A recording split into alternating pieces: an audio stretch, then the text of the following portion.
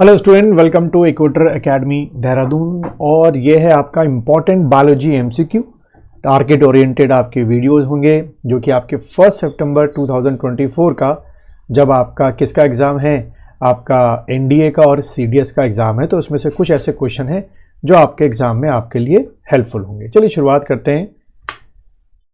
तो जैसे कि सबसे पहला क्वेश्चन आप देख रहे हैं, which one of the following hormones, ठीक है, कंटेन आयोडीन। इनमें से किस हार्मोन में जो आयोडीन होता है वो प्रेजेंट होता है।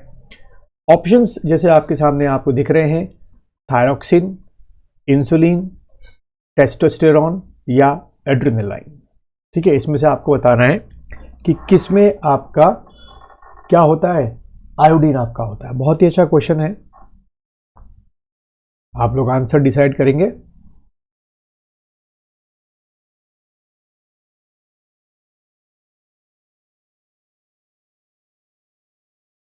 चलिए बच्चों, इसका जो आंसर है वो है आपका क्या, थायरॉक्सिन। ठीक है, अब अगर हम कुछ इसका डिस्क्रिप्शन देखें तो थायरॉयड ग्लैंड जो हमारी गर्दन में होती है produce thyroxine hormone and iodine is an important component of thyroxine. ठीक है, जब भी आयोडीन की कमी होती है तो ग्वाइटर जैसी जो डिजीज है वो आपकी हो जाती है। और अगर बात करें deficiency of iodine leads to a low level of thyroxine in the body, और क्या हो जाता है, हाइपोथायरॉयडिज्म आपका हो जाता है।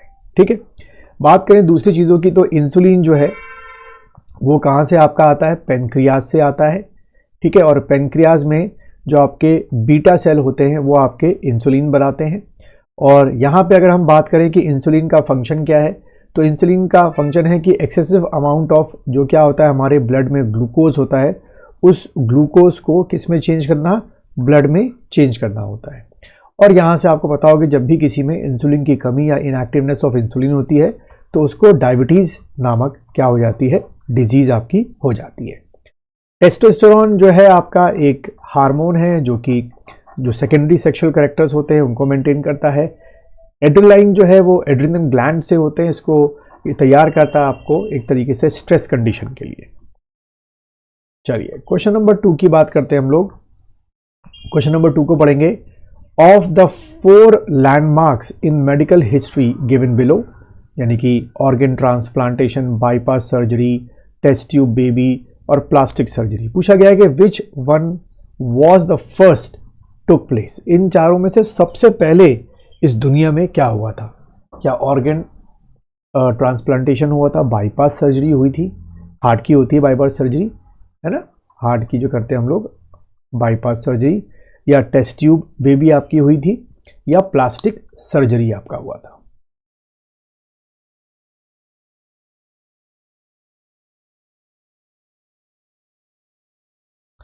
चलो बच्चों, इसका जो आंसर है वो है आपका क्या, प्लास्टिक सर्जरी। ठीक है, जो हमारा है Sushruta is considered the father of plastic surgery and he lived in India sometime between 1000 to 800 BC, या 800 BC to 1000 BC के बीच की बात है। तो आप समझ सकते हैं कि BC में ही प्लास्टिक सर्जरी का जो कॉन्सेप्ट था वो आपका हो गया था। नेक्स्ट क्वेश्चन की ओर देखेंगे। According to WHO, the disease which causes death of largest number of people today is, इनमें से कौन से सबसे ज्यादा जिससे लोग मर रहे हैं आज भी, आपका एड्स है, या ट्यूबरक्लोसिस जिसको आम भाषा में टीबी बोलते हैं, या मलेरिया है, या इबोला है।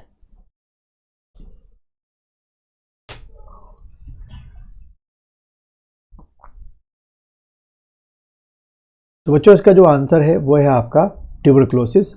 टीबी जो है वो किससे होता है, पहली बात तो एग्जाम में आएगा, तो ये बैक्टीरिया से होता है।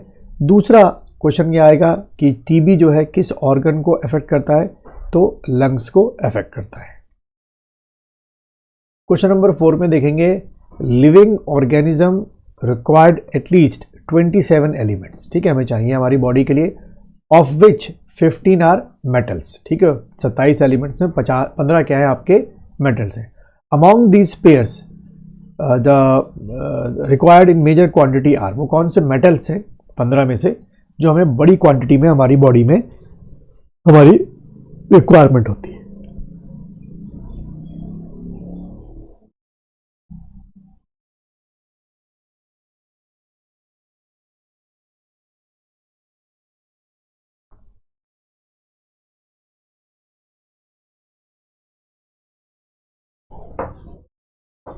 चलिए बच्चों, इसका जो आंसर है वो है आपका सी, यानी कि हमें पोटाशियम चाहिए, सोडियम चाहिए, मैग्नीशियम चाहिए, कैल्शियम चाहिए। यहाँ बात की जाए एक एक करके, अगर थोड़ा सा कैल्शियम जो है हमारे मसल जो फंक्शनिंग होती है उसके लिए चाहिए होता है, सोडियम जो है हमारे किडनी फंक्शंस के लिए होते हैं, साथ ही साथ सोडियम जो है आपका जो नर्व फंक्शन होता है उसके लिए ज़रूरी है, पोटाशियम भी नर्व फंक्शन के लिए ज़रूरी है, और मैग्नीशियम जो है वो ब्लड के कुछ फंक्शंस होते हैं उसके लिए ज़रूरी होता है। क्वेश्चन नंबर 5 को रीड आउट करेंगे। Which of the following are true about amniocentesis. Amniocentesis ये वर्ड शायद कुछ लोगों में आपने ना सुना हो, आपको बताने इसमें कौन सा स्टेटमेंट चाहिए about the amniocentesis.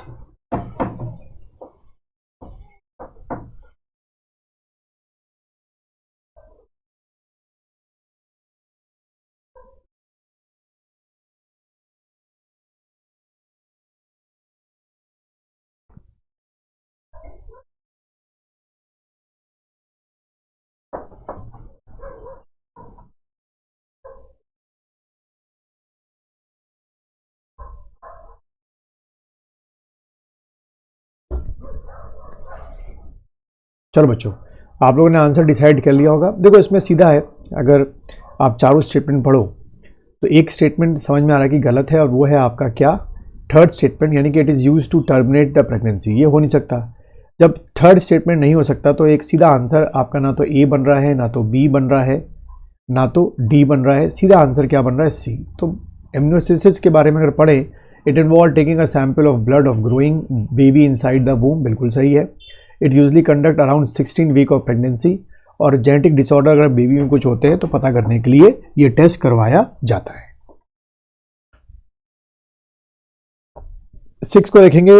When two organism exist in such a way that only one is benefit, यानी कि ए और आपका दो आपके एनिमल्स हैं जिसमें सिर्फ ए को ही बेनिफिट मिल रहा है, and other is harmed, B को हार्म्ड हो रहा है, this type of relationship is called, इन चारों में से क्या बोलेंगे, डिपेंडेंसी बोलेंगे, या एक्सप्लॉयटेशन बोलेंगे, या पैरासिटिज्म बोलेंगे, या सिम्बोसिस बोलेंगे।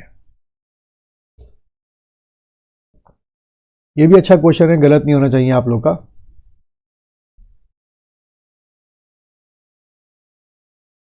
तो बच्चों इसका जो एग्जाम आंसर है वो है आपका, इस तरीके के रिलेशन को पैरासाइट या पैरासिटिज्म जो है वो आपका कहा जाएगा।